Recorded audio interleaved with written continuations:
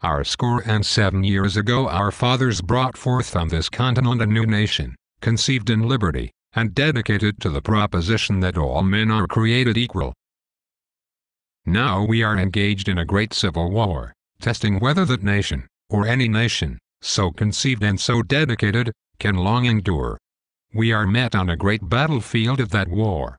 We have come to dedicate a portion of that field, as a final resting place for those who here gave their lives that that nation might live.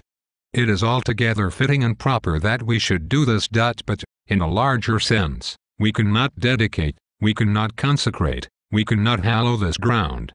The brave men, living and dead, who struggled here, have consecrated it, far above our poor power to add or detract.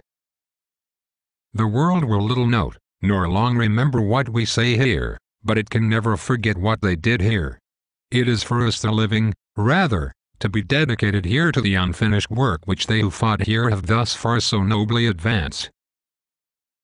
It is rather for us to be here dedicated to the great task remaining before us, that from these honored dead we take increased devotion to that cause for which they gave the last full measure of devotion, that we here highly resolve that these dead shall not have died in vain, that this nation, under God, shall have a new birth of freedom, and that government of the people, by the people, for the people, shall not perish from the earth.